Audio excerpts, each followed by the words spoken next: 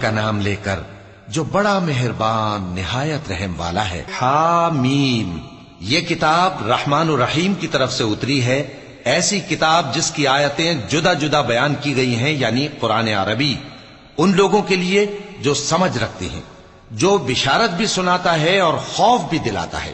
لیکن ان میں سے اکثر نے منہ پھیر لیا اور وہ سنتے ہی نہیں، اور کہنے لگے کہ جس چیز کی طرف تم ہمیں بلاتے ہو اس کی طرف سے ہمارے دل پردوں میں ہیں، اور ہمارے کانوں میں بوجھ یعنی بہرا پن ہے، اور ہمارے اور تمہارے درمیان ایک پردہ ہے، تو تم اپنا کام کرو، ہم اپنا کام کرتے ہیں۔ کہہ دو کہ میں بھی آدمی ہوں جیسے تم، ہاں مجھ پر یہ وحی آتی ہے کہ تمہارا معبود ایک ہی معبود ہے، تو سیدھے اسی کی طرف متوجہ رہو اور اسی سے مغفرت مانگو۔ اور مشرکوں پر افسوس ہے جو زکوٰۃ نہیں دیتے اور وہ آخرت کے بھی منکر ہیں۔ جو لوگ ایمان لائے اور عمل نیک کرتے رہے ان کے لیے ایسا ثواب ہے جو ختم ہی نہ ہو۔ کہو کیا تم اس ذات کا انکار کرتے ہو جس نے زمین کو 2 دن میں پیدا کیا اور بتوں کو اس کا مد مقابل بناتے ہو؟ وہی تو تمام جہانوں کا مالک ہے، اور اسی نے زمین میں اس کے اوپر پہاڑ بنائے اور زمین میں برکت رکھی اور اس میں سامان معیشت مقرر کیا، سب 4 دن میں، اور تمام طلبگاروں کے لیے یکساں۔ پھر وہ آسمان کی طرف متوجہ ہوا جبکہ وہ دھواں تھا، تو اس نے اس سے اور زمین سے فرمایا کہ دونوں آؤ، خواہ خوشی سے خواہ ناخوشی سے۔ انہوں نے کہا کہ ہم خوشی سے آتے ہیں۔ پھر اس نے 2 دن میں 7 آسمان بنائے اور ہر آسمان میں اس کے کام کا حکم بھیجا، اور ہم نے آسمان دنیا کو چراغوں یعنی ستاروں سے سجایا اور شیطانوں سے محفوظ رکھا۔ یہ اسی زبردست باخبر کے مقرر کیے ہوئے اندازے ہیں۔ پھر اگر یہ منہ پھیر لیں تو کہہ دو کہ میں تم کو ایسی چنگھاڑ کے عذاب سے آگاہ کرتا ہوں جیسے عاد اور سمود پر چنگھاڑ کا عذاب آیا تھا، جب ان کے پاس پیغمبر ان کے آگے اور پیچھے سے آئے کہ اللہ کے سوا کسی کی عبادت نہ کرو، تو وہ کہنے لگے کہ اگر ہمارا پروردگار چاہتا تو فرشتے اتار دیتا، سو جو تم دے کر بھیجے گئے ہو ہم اس کو نہیں مانتے۔ اب جو عاد والے تھے وہ ناحق ملک میں تکبر کرنے لگے اور کہنے لگے کہ ہم سے بڑھ کر قوت میں کون ہے؟ کیا انہوں نے نہیں دیکھا کہ اللہ جس نے ان کو پیدا کیا وہ ان سے قوت میں بہت بڑھ کر ہے، اور وہ ہماری آیتوں سے انکار کرتے رہے۔ تو ہم نے بھی ان پر نحوست کے دنوں میں زور کی آندھی چلائی تاکہ ان کو دنیا کی زندگی میں ذلت کے عذاب کا مزہ چکھا دیں، اور آخرت کا عذاب تو بہت ہی ذلیل کرنے والا ہے، اور اس روز ان کو مدد بھی نہ ملے گی۔ اور جو سمود والے تھے ان کو ہم نے سیدھا رستہ دکھا دیا تھا، مگر انہوں نے ہدایت کے مقابلے میں اندھا رہنا پسند کیا، تو ان کے اعمال کی سزا میں ذلت کے عذاب کی کڑک نے ان کو آ پکڑا۔ اور جو ایمان لائے اور پرہیزگار رہے ان کو ہم نے بچا لیا۔ اور جس دن اللہ کے دشمن دوزخ کی طرف اکٹھے کیے جائیں گے پھر ان کی الگ الگ جماعتیں بنائی جائیں گی، یہاں تک کہ جب دوزخ کے پاس پہنچ جائیں گے تو ان کے کان اور آنکھیں اور کھالیں یعنی دوسرے اعضاء ان کے خلاف ان کے اعمال کی شہادت دیں گے، اور وہ اپنی کھالوں یعنی اعضاء سے کہیں گے کہ تم نے ہمارے خلاف کیوں شہادت دی؟ وہ کہیں گی کہ جس اللہ نے سب چیزوں کو نطق بخشا اسی نے ہم کو بھی گویائی دی، اور اسی نے تم کو پہلی بار پیدا کیا تھا اور اسی کی طرف تم لوٹائے جا رہے ہو۔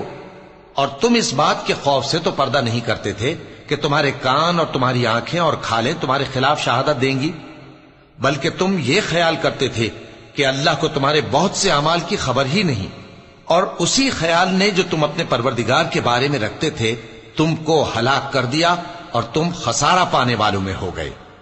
اب اگر یہ صبر کریں گے تو بھی ان کا ٹھکانہ دوزخ ہی ہے، اور اگر توبہ کریں گے تو ان کی توبہ قبول نہیں کی جائے گی۔ اور ہم نے ان کے ایسے ساتھی بنائے جنہوں نے ان کے اگلے اور پچھلے اعمال ان کو عمدہ کر دکھائے تھے، اور جنات اور انسانوں کی جماعتیں جو ان سے پہلے گزر چکی ان پر بھی اللہ کے عذاب کا وعدہ پورا ہو گیا۔ بے شک یہ نقصان اٹھانے والے ہیں۔ اور کافر کہنے لگے کہ اس قرآن کو سنا ہی نہ کرو، اور جب پڑھنے لگے تو شور مچا دیا کرو تاکہ تم غالب رہو۔ سو ہم بھی کافروں کو سخت عذاب کے مزے چکھائیں گے اور ان کے برے اعمال کی جو وہ کرتے تھے سزا دیں گے۔ یہ اللہ کے دشمنوں کا بدلہ ہے یعنی دوزخ، ان کے لیے اسی میں ہمیشہ کا گھر ہے۔ یہ اس کی سزا ہے کہ ہماری آیتوں سے انکار کرتے تھے۔ اور کافر کہیں گے کہ اے ہمارے پروردگار، जिन्नों और इंसानों में से जिन लोगों ने हमको गुमराह किया था उनको हमें दिखा कि हम उनको अपने पांव तले रौंद डालें ताकि वो सबसे नीचे रहें। जिन लोगों ने कहा कि हमारा परवरदिगार अल्लाह है, फिर वो उस पर कायम रहे, उन पर फरिश्ते उतरेंगे और कहेंगे कि न खौफ करो और न गमनाक हो, और बहिश्त की जिसका तुमसे वादा किया जाता है खुशी मनाओ। हम दुनिया की जिंदगी में भी तुम्हारे दोस्त थे और आखिरत में भी तुम्हारे रफीक हैं, और वहां जिस नेमत को तुम्हारा जी चाहेगा तुमको मिलेगी, और जो चीज तलब करोगे तुम्हारे लिए मौजूद होगी। ये बख्शने वाले मेहरबान की तरफ से मेहमानी है। और उस शख्स से बढ़कर बात का अच्छा कौन हो सकता है जो अल्लाह की तरफ बुलाए और अमल नेक करे और कहे कि मैं मुसलमान हूं। और भलाई और बुराई बराबर नहीं हो सकती, तो सख्त कलामी का ऐसे तरीक से जवाब दो जो बहुत अच्छा हो। ऐसा करने से तुम देखोगे कि जिसमें और तुम में दुश्मनी थी वो तुम्हारा गर्मजोश दोस्त है। और ये बात उन्हीं लोगों को हासिल होती है जो बर्दाश्त करने वाले हैं, और उन्हीं को नसीब होती है जो बड़े साहिब नसीब हैं। और अगर तुम्हें शैतान की जानिब से कोई वसवसा पैदा हो तो अल्लाह की पनाह मांग लिया करो, बेशक वो सुनता है, जानता है। और रात और दिन और सूरज और चांद उसकी निशानियों में से हैं। तुम लोग न तो सूरज को सजदा करो और न चांद को, बल्कि अल्लाह ही को सजदा करो जिसने इन चीजों को पैदा किया है, अगर तुमको उसकी इबादत मंजूर है। फिर अगर ये लोग सरकशी करें तो अल्लाह भी इनसे बेनियाज है, क्योंकि जो फरिश्ते तुम्हारे परवरदिगार के पास हैं वो रात दिन उसकी तस्बीह करते रहते हैं और कभी थकते ही नहीं। चूंकि आयत सजदा तिलावत की गई है, लिहाजा सामीन पर सजदा वाजिब है।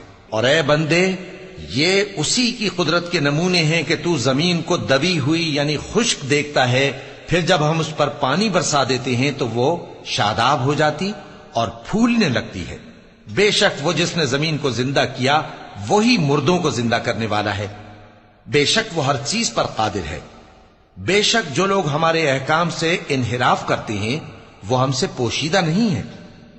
भला जो शख्स दोजख में डाला जाए वो बेहतर है या वो जो क़यामत के दिन बेखौफ होकर आए।